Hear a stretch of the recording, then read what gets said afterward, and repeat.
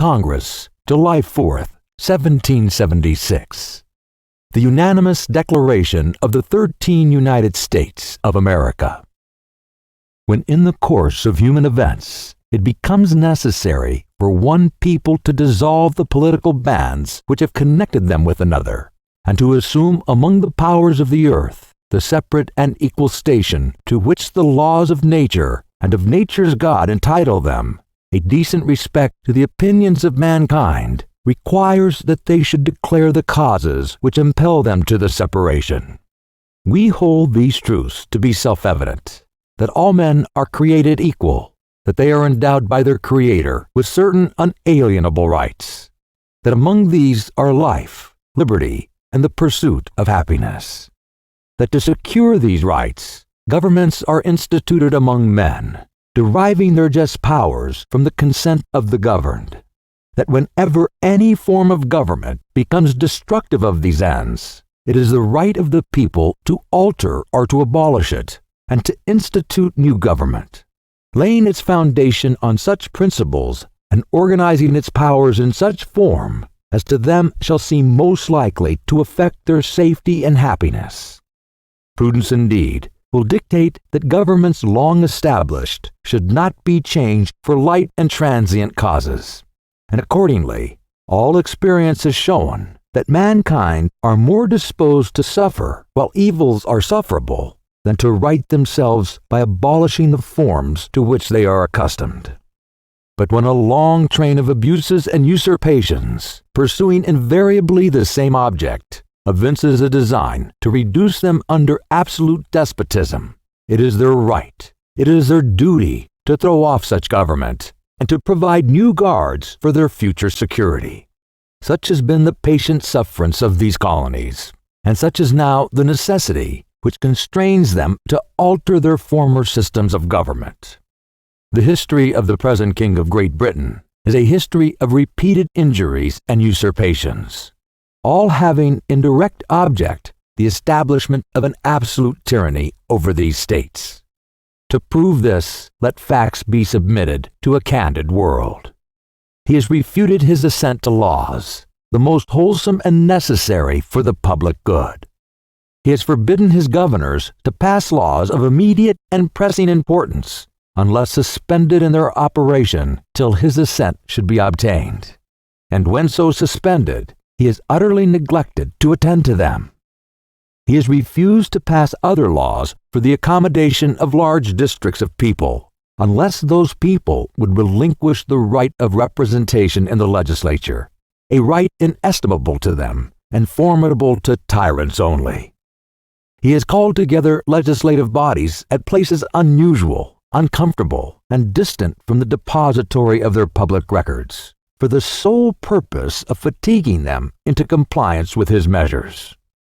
He has dissolved representative houses repeatedly for opposing with manly firmness his invasions on the rights of the people. He has refused for a long time, after such dissolutions, to cause others to be elected, whereby the legislative powers, incapable of annihilation, have returned to the people at large for their exercise. The state, remaining in the meantime exposed to all the dangers of invasion from without and convulsions from within. He has endeavored to prevent the population of these states, for that purpose obstructing the laws for naturalization of foreigners, refusing to pass others to encourage their migrations hither, and raising the conditions of new appropriations of lands. He has obstructed the administration of justice by refusing his assent to laws for establishing judiciary powers.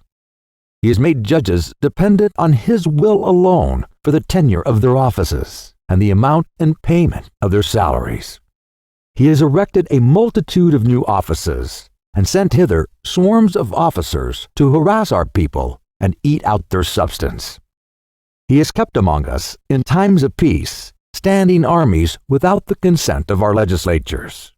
He has effected to render the military independent of and superior to the civil power.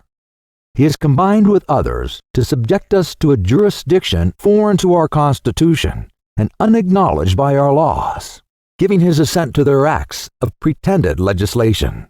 for quartering large bodies of armed troops among us, for protecting them by a mock trial from punishment for any murders which they should commit in the inhabitants of these states, for cutting off our trade with all parts of the world, for imposing taxes on us without our consent, for depriving us in many cases of the benefit of trial by jury, for transporting us beyond seas to be tried for pretended offenses, for abolishing the free system of English laws in a neighboring province, establishing therein an arbitrary government, and enlarging its boundaries so as to render it at once an example and fit instrument for introducing the same absolute rule into these colonies, for taking away our charters, abolishing our most valuable laws, and altering fundamentally the forms of our governments, for suspending our own legislatures, and declaring themselves invested with power to legislate for us in all cases whatsoever. He has abdicated government here by declaring us out of his protection and waging war against us. He has plundered our seas, ravaged our coasts, burnt our towns, and destroyed the lives of our people. He is at this time transporting large armies of foreign mercenaries to complete the works of death, dissolution, and tyranny, already begun with circumstances of cruelty and perfidy, scarcely paralleled in the most barbarous ages, and totally unworthy of the head of a civilized nation. He has constrained our fellow citizens taken captive on the high seas to bear arms against their country, to become the executioners of their friends and brethren, or to fall themselves by their hands. He has excited domestic insurrections amongst us, and has endeavored to bring on the inhabitants of our frontiers, the merciless Indian savages, whose known rule of warfare is an undistinguished destruction of all ages, sexes, and conditions. In every stage of these oppressions, we have petitioned for redress in the most humble terms. Our repeated petitions have been answered only by repeated injury. A prince whose character is thus marked by every act which may define a tyrant is unfit to be the ruler of a free people. Nor have we been wanting in attentions to our British brethren.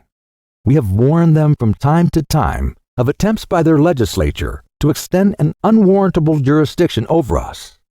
We have reminded them of the circumstances of our immigration and settlement here. We have appealed to their native justice and magnanimity, and we have conjured them by the ties of our common kindred to disavow these usurpations, which would inevitably interrupt our connections and correspondence. They too have been deaf to the voice of justice and of consanguinity. We must therefore acquiesce in the necessity which denounces our separation, and hold them, as we hold the rest of mankind, enemies in war, in peace friends.